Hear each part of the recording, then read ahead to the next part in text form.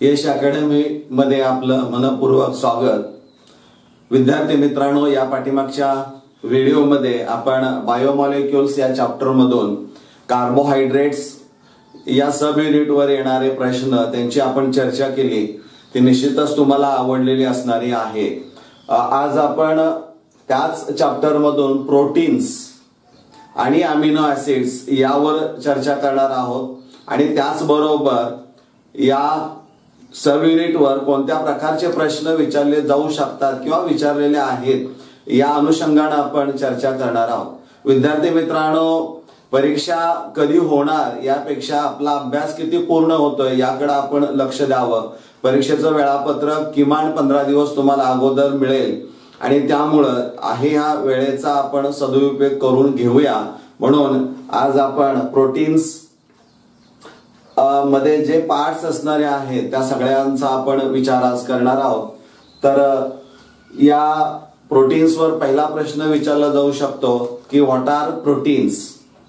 तर प्रोटीन जे असणारे आहेत, proteins are polymers of naturally occurring alpha amino acids, म्हणजे आणि ते असणारे आहेत they are high molecular weight, म्हणजे खूप कॉम्प्लेक्स स्ट्रक्चर त्यांचा असणार आहे आणि मॉलिक्युलर वेट हा त्यांचा जास्त असणार आहे। असे प्रोटीन्स की हे जे प्रोटीन्स असणारे आहेत they have prime importance in the life and they are actually sustain the life and essential for the growth and development of life. यांना प्रथिने आपण असं म्हणतो की ज्याची आज संपूर्ण कोविड-19 मुळे प्रथिन्यांची चर्चा किंवा प्रोटीनची चर्चा होताना तुम्हाला आठवते का? पहा, म्हणजे असे जे प्रोटीन्स असणारे आहेत हे proteins on hydrolysis give a large number of alpha amino acids. म्हणजे इथं विद्यार्थी मित्रांनो, प्रोटीनचा तुम्हाला जर अभ्यास करायचा असेल तर त्यामध्ये प्रोटीन ज्यापासून तयार झालेलं आहे त्याचा अभ्यास अगोदर तुम्हाला पूर्ण असणं अपेक्षित असणार आहे। त्यामुळं अमिनो ऍसिड्स म्हणजे प्रोटीन्सचं हायड्रोलिसिस केलं तर तुम्हाला अमिनो ऍसिड्स मिळतात। मग हे अमिनो ऍसिड्स म्हणजे काय आहेत याचा पूर्ण अभ्यास तुमचा असणं अपेक्षित असणार आहे। तर हे अमिनो ऍसिड जे असणार आहेत, अमिनो ऍसिड म्हणजे इथं प्रेफिक्स अमिनो आणि सफिक्स म्हणजे पॅरेंट जो असणार आहे आपण विचार करूया तो कार्बोक्सिलिक ऍसिड्स असणारा आहे। म्हणजे carboxylic acids which contain amino group that is the NH2 group which is attached to a carbon other than carboxylic carbon। म्हणजे कार्बोक्सिलिक कार्बन जो असणार आहे हा आणि carbon which is attached to carboxylic carbon is called alpha carbon atom and this NH2 group that is the amino group is attached to alpha carbon atom। म्हणजे carbonyl कार्बनला जोडून लगेच येणारा जो पहिला कार्बन असणार आहे त्याला अल्फा म्हणायचं आणि त्याला NH2 जोडलाय म्हणून तो अल्फा अमिनो ऍसिड्स असणारी आहेत। This is the Fischer projection formula. Horizontal line, vertical line असणार आहे लक्षात घ्या। जिथं क्रॉस आहे तिथं कार्बन असणार आहे आणि ज्यावेळी तुम्ही फिशर प्रोजेक्शन फॉर्म्युला रिप्रेझेंट करतात in case of amino acids, COH group हा वर लिहायचा आहे आणि अल्फा अमिनो ऍसिड जे नॅचरली ऑकरिंग असणारे आहेत त्यांचं कॉन्फिगरेशन जे असणार आहे ते L कॉन्फिगरेशन असणार आहे। L कॉन्फिगरेशन याचा अर्थ NH2 group is to the left hand side. म्हणजे if the NH2 group is to the left hand side then it is called L configuration आणि इकडे जर राईट साइडला असता तर त्याला D कॉन्फिगरेशन असं आपण म्हटलं असतं। परंतु जे नॅचरली ऑकरिंग अमिनो ऍसिड्स असणार आहेत ती सगळी ही L अल्फा अमिनो ऍसिड्स असणारी आहेत। म्हणजे हे स्ट्रक्चर जे असणार आहे ते सर्व अमिनो ऍसिड साठी असणार आहे। R जो असणार आहे that is the alkyl group, that is the side chain of alpha amino acids plays very important role because the nature of amino acid depends on the nature of alkyl group. म्हणजे R जो असणार आहे तो कसा आहे त्यावर या amino ऍसिडचं nature हे अवलंबून असणार आहे। हे तुम्हाला माहित असणं अपेक्षित असणार आहे। त्याच्या पुढे इथं आपण जे लिहिलेलं आहे this is the generic formula of alpha amino acids. म्हणजे जी काय अल्फा अमीनो ऍसिड्स असणारी आहेत ती सर्वसाधारणपणे या डायपोलर आयनच्या स्वरूपामध्ये, म्हणजे झ्विटर आयन त्याला आपण म्हणतो, त्या स्वरूपामध्ये ते नेहमी पाहायला मिळतात. म्हणजे इथं जो नायट्रोजन असणार आहे त्याच्याकडे लोन पेअर ऑफ इलेक्ट्रॉन असणार आहे. हा NH2 ग्रुप जो असणार आहे तो इलेक्ट्रॉन पेअर डोनर असणार आहे, म्हणजे तो लेविस बेस आपण म्हणूया. आणि कार्बोक्सिलिक ऍसिड मधला H जो असणार आहे तो ऍसिड असल्यामुळे it can donate a proton. त्यामुळे हा प्रोटॉन जो देणार आहे तो डिप्रोटोनेशन होतं, रिमूव्हल ऑफ प्रोटॉन होतं आणि इथं प्रोटोनेशन होतं, हा H इकडे ऍड होतो. त्यामुळे नायट्रोजनवर चार्ज पॉझिटिव्ह आणि ऑक्सिजनवर चार्ज निगेटिव्ह. म्हणजे असं हे स्ट्रक्चर की ज्यामध्ये डायपोलर आयन तुम्हाला पाहायला मिळतात.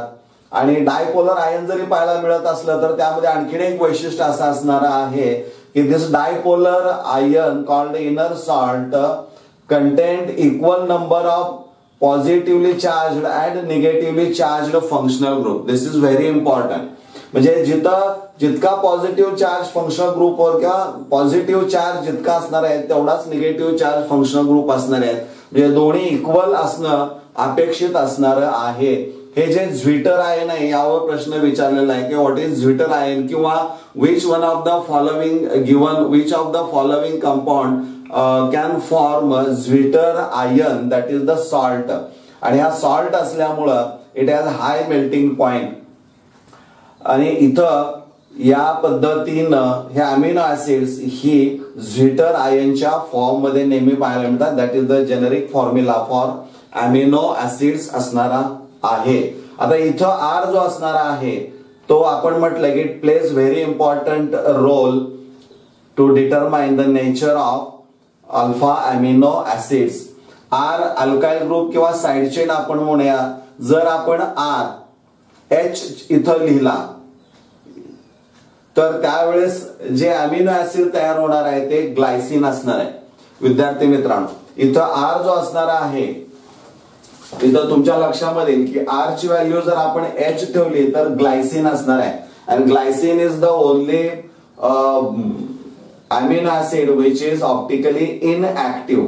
कारण इथं H ठेवला तर या कार्बनला दोन सारखे ऍटम्स हायड्रोजन जोडलेले पाहायला मिळतील. त्यामुळे हा कार्बन कायरल कार्बन ऍटम किंवा असिमेट्रिक कार्बन ऍटम होऊ शकत नाही. म्हणजे हे लक्षात ठेवणं, ग्लायसिनचं स्ट्रक्चर यावरनं तुम्हाला या फॉर्म मध्ये लिहा किंवा या फॉर्म मध्ये दोन्ही लिहिलं तरी ते बरोबर असणार आहे, हे लक्षात घ्या. इथं H लिहिला तरी चालू शकतो, इथं H लिहिला तरी चालू शकतो, दोन्हीचा अर्थ एकच असणारा आहे ग्लायसिन. समजा R ची किंमत आपण इथं CH3 लिहिली तर ते जे अमिनो ऍसिड असणार आहे ते ॲलेनिन असणार आहे. R ची किंमत तुम्ही CH2COH लिहिली म्हणजे इथं CH2COH लिहिलं तर ते जे अमिनो ऍसिड असणार आहे ते ऍस्पार्टिक ऍसिड असणार आहे. किंवा R ची किंमत तुम्ही CH2 4 टाइम NH2 लिहिली तर लायसिन असणार आहे. पहा, लायसिनच्या पुढे इथं कंसामध्ये आपण चांदणी दाखवलेलं आहे, ऍस्टेरिस्क मार्क. याचा अर्थ जे अमिनो ऍसिड्स असणारे आहेत they R of two types. One is a essential and second is a non-essential. So in all there are 20 amino acids and out of 20 amino acids 10 are essential and 10 are non-essential amino acids. मग 10 जे amino acids essential असणारे आहेत ती आपल्या शरीराला आवश्यक असणारे आहेत ते आपण बाहेरून फूडच्या स्वरूपामध्ये घेतो. Because our body cannot synthesize these 10 essential amino acids but can synthesize the amino acids which are non-essential and they are always present in our body. हे सगळ्यात महत्त्वाचं असणार आहे. म्हणजे ज्या टेक्स्टबुक जर काढलं तर त्यामध्ये अमिनो ऍसिडची लिस्ट दिली, त्याच्यामध्ये लायसिनचा उल्लेख आहे पहा. किंवा जे अमिनो ऍसिड असणार जिथं चांदणी केलेली आहे ते इसेन्शियल अमिनो ऍसिड्स असणारी आहेत, हे लक्षात ठेवणं खूप महत्त्वाचं असणार आहे. आणखीन एक महत्त्वाचं तुम्हाला इथं सांगतो की अमिनो ऍसिड्स असणारे आहेत त्याचे जे टाइप्स ऑफ अमिनो ऍसिड असणार आहे ते देखील यावरून तुम्हाला सांगता येतील. की जर R जो असणार आहे तो तिथं CH3 घेतला असेल तर त्याला आपण म्हणूया नॉन पोलर अमिनो ऍसिड्स.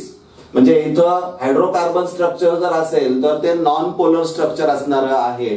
किंवा R if content COH group, म्हणजे मुळामध्येच इथं तुमच्या लक्षामध्ये येईल की R अमिनो ऍसिड जो असणार आहे त्यामध्ये एक COH ग्रुप आहेच, परंतु जर साइड चेन मध्ये जर COH ग्रुप असेल तर मग मात्र त्यामध्ये तुमच्या लक्षामध्ये येईल की त्याचा COH ग्रुपची संख्या वाढली आणि NH2 ग्रुपची संख्या कमी झाली, त्याला आपण ऍसिडिक अमिनो ऍसिड असं आपण म्हणू शकतो. किंवा R च्या ठिकाणी आपण हे लिहिलं तर NH2 ग्रुप जो असणार आहे तो COH पेक्षा जास्त संख्येनं पाहायला मिळतो, त्यामुळे त्यांना बेसिक अमिनो ऍसिड्स असं म्हटलं जातं. So amino acid depending upon the relative number of NH2, that is the amino and COH group, they are classified as non-polar amino acids किंवा acidic amino acids, basic amino acids.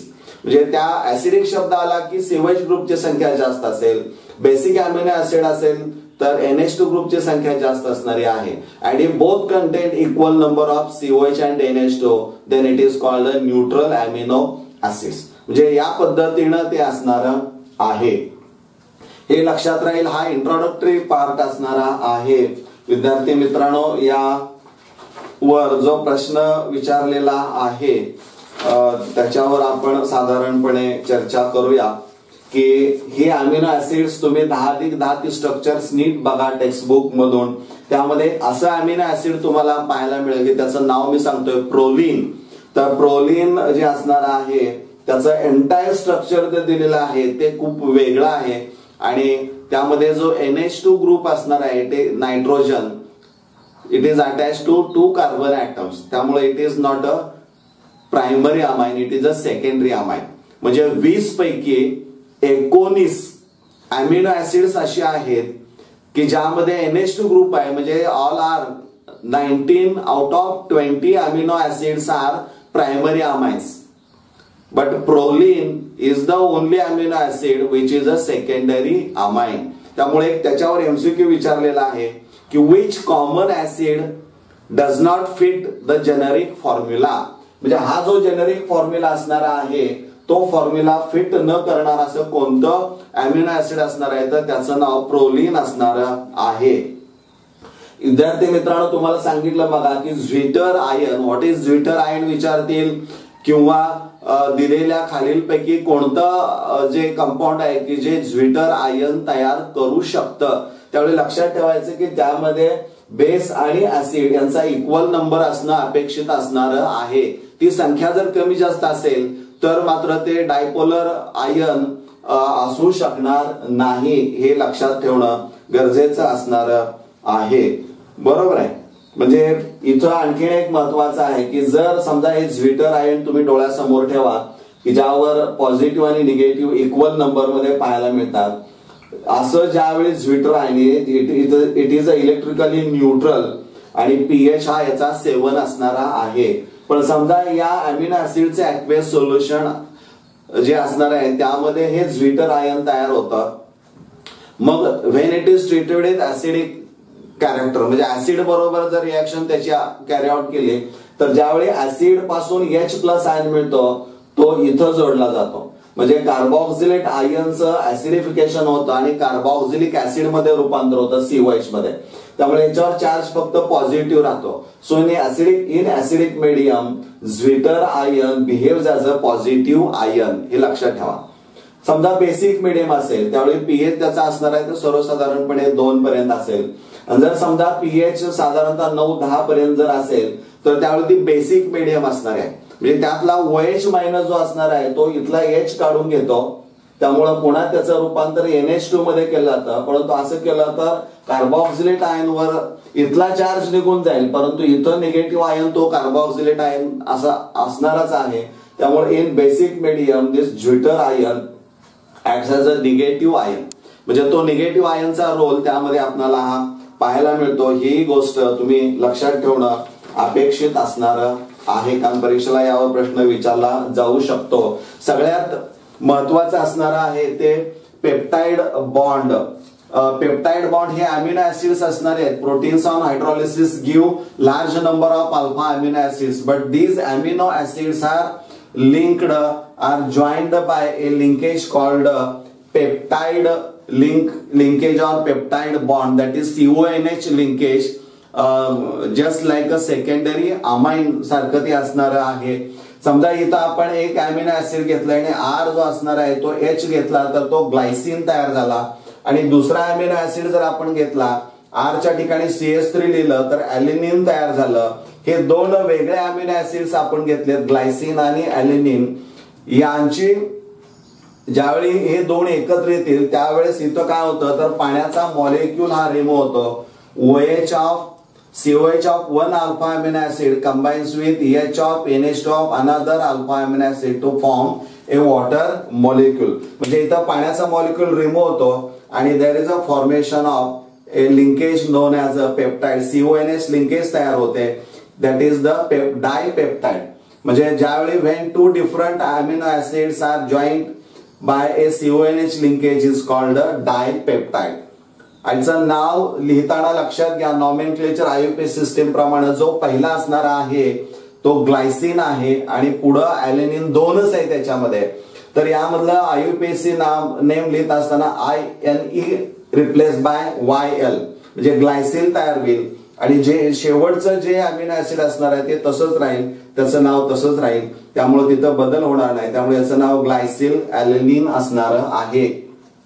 किंवा इथं आणखी एखादं मध्ये amino acid असता तर शेवटचा जो अमिनो ऍसिड असेल त्यामध्ये कोणताही बदल करायचा नाही, पण त्याच्या पूर्वी जेवढे अमिनो ऍसिड असतील त्यातला INE काढायचा, प्रत्येकाला YL जोडायचा आणि ते एकत्र जोडलं तर हे लिंकेज किंवा तयार होणारं जे पेप्टाइड असणार आहे त्याचं नाव तुम्हाला सांगता येईल. म्हणजे what is a peptide linkage and how is it formed हे या पद्धतीनं तुम्हाला सांगता येईल. म्हणजे इथं असणाऱ्या पेप्टाइड लिंकेज कसे तयार होते तर by removal of a molecule of water.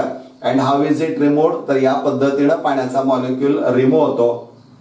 मग जर दोन अमिनो ऍसिड्स एकत्र येऊन लिंकेज तयार होते त्याला डायपेप्टाइड म्हटलं जाईल. समजा 3 अमिनो ऍसिड्स एकत्र येऊन जर पेप्टाइड लिंकेज तयार झाली असेल तर ट्रायपेप्टाइड, आणि असे 10 जर अमिनो ऍसिड्स एकत्र येऊन जे लिंकेज तयार झाले असेल त्याला पॉलीपेप्टाइड चेन असं म्हटलं जात हे तुम्हाला माहित पाहिजे. And if the polypeptide chain contain more than 100 amino acids are called protein. म्हणजे ते जे स्ट्रक्चर असणार आहे ते प्रोटीनचं स्ट्रक्चर असणार आहे, हे तुम्हाला माहित असायला पाहिजे. यावर एक प्रश्न विचारलेला आहे की how many CONH bonds are formed when 5 amino acids are involved in bonding. म्हणजे 5 अमिनो ऍसिड्स दिलेले आहेत, त्यांच्यामध्ये CONH लिंकेज तयार होईल by elimination of water molecule. पण त्यावेळी जे CONH बॉन्ड्स तयार झालेले असणार आहेत त्यांची संख्या तुम्हाला सांगता यायला पाहिजे. ज्यावेळी 2 अमिनो ऍसिड्स एकत्र येऊन एक पेप्टाइड तयार होतं त्यावेळेस CONH ग्रुप हा एकच असणार आहे, आणि म्हणजे त्याच्यावर how many CONH bonds are formed when 5 amino acids are involved in bonding. त्याचा प्रॅक्टिस तुम्ही करणं गरजेचं असणार आहे. यावर आणखी एक प्रश्न विचारलेला आहे, याच्यावर खूप अभ्यास इथं असणार आहे. What is the backbone of polypeptide chain. म्हणजे पॉलीपेप्टाइड चेन ज्यावेळी म्हणू त्यावेळी 10 अमिनो ऍसिड्स असणारे आहेत, आणि प्रोटीन्स म्हणू त्यावेळी 100 पेक्षा जास्त अमिनो ऍसिड्स असणारे आहेत. म्हणजे यामध्ये what is the backbone of polypeptide chain, तर इथं बॅकबोन ऑफ पॉलीपेप्टाइड चेनचा विचार जर केला तर nitrogen carbon carbon NCC this is the backbone. तुम्ही जी चेन तुम्ही 10 अमिनो ऍसिड्स जर एकत्र काढले तर तुमच्या लक्षामध्ये NCC ते तिथं पाहायला मिळू शकतं. यामध्ये आणखीन एक महत्वाचं आहे की इथं डायपेप्टाइड लिंकेज असणारे आहे त्यावरनं तुम्हाला इथं सांगता येईल की इथं NCC सिंगल बॉन्ड सगळे असणार आहेत, त्यामुळे सिंगल बॉन्ड असल्यामुळे फ्री रोटेशन असणार आहे. त्यामुळे सिंगल पॉलीपेप्टाइड चेन जर तुम्ही घेतले तर याच्यामध्ये हायड्रोजन बॉन्डिंग यांच्यामध्ये पण होऊ शकतं. त्यामुळे ते स्ट्रक्चर असं काय केलं जातं, पॉलीपेप्टाइड चेन स्वतःच्या भोवती अशी गुंडाळली जाते, आणि त्यामुळं त्या प्रोटीनचे 2 पार्ट्स पडतात. एक असणार आहे ग्लोब्युलर प्रोटीन्स आणि दुसरा असणार आहे तो फायब्रस प्रोटीन्स. म्हणजे व्हॉट आर ग्लोब्युलर प्रोटीन्स किंवा व्हॉट आर फायब्रस प्रोटीन्स किंवा distinguish between globular proteins and fibrous proteins.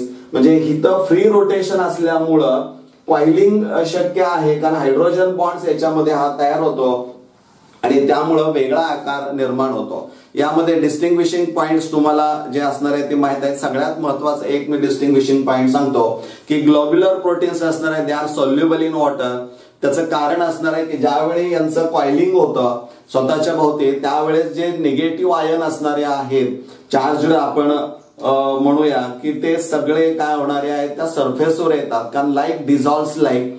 त्यामुळे वॉटर जे असणार आहे ते पोलर इन नेचर आहे आणि ज्यावेळी यांचं कॉइलिंग होतं त्यावेळेस सुद्धा पोलर असणारे म्हणजे पॉझिटिव्ह निगेटिव्ह चार्ज निर्माण होणारे पार्ट्स वर येतात. त्यामुळे दे इंटरॅक्ट विथ वॉटर मॉलिक्यूल. त्यामुळे त्यांच्यामध्ये हायड्रोजन बॉन्डिंग होतं आणि हायड्रोजन बॉन्डिंग इन्हान्सेस द सोल्युबिलिटी. त्यामुळे इथं सोल्युबिलिटी आपल्याला ग्लोब्युलर प्रोटीनची पाहायला मिळते.